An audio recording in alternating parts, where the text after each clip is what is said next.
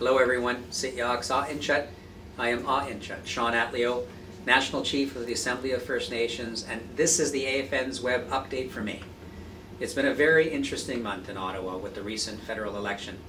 As you probably saw and heard, the AFN launched a special initiative called First Nations Count throughout the campaign to ensure our issues were discussed and that the people had the information that they needed.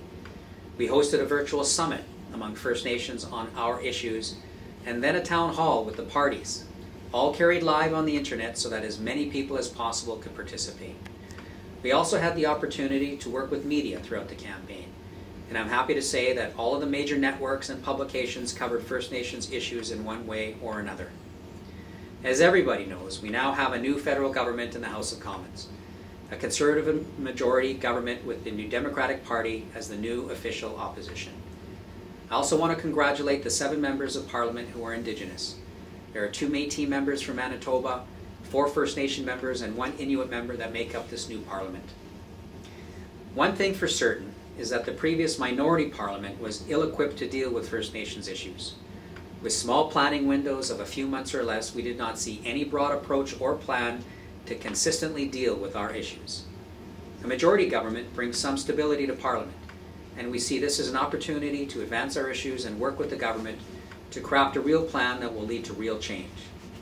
My message to the Prime Minister and the rest of Parliament is simple. It's time to get to work. We still have the same priorities, our people still need action on urgent issues, and First Nations have plans for progress on these priorities. We want to move forward on supporting education, reforming negotiations and outdated policies, creating economic partnerships, and making sure that all of you live in safe and secure communities. We have some achievements to build on.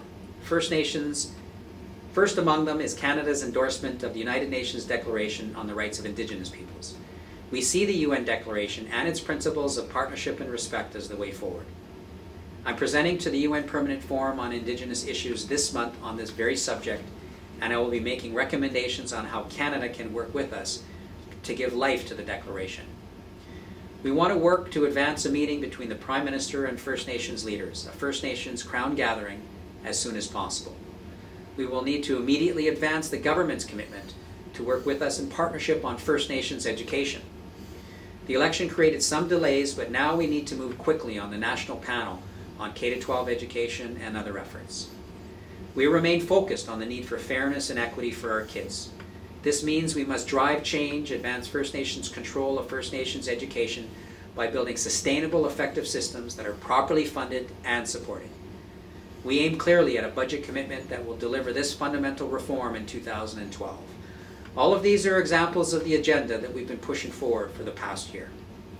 We have many important events in the next couple of months that I hope that you can attend.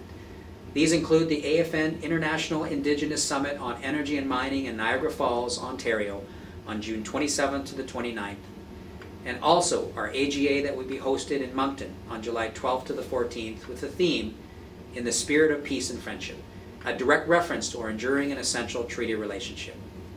You can find more information on all of these events along with a preliminary agenda for the AGA at www.afn.ca. As you may have seen during the elections, AFN is now fully engaged in social media, and we hope you'll join in the conversations with us. Friend us on Facebook, follow my tweets at NCAtleo, and be sure to visit our website. In all these ways, we're doing our very best to keep you informed of our activities, and we look forward to hearing from you. Thank you.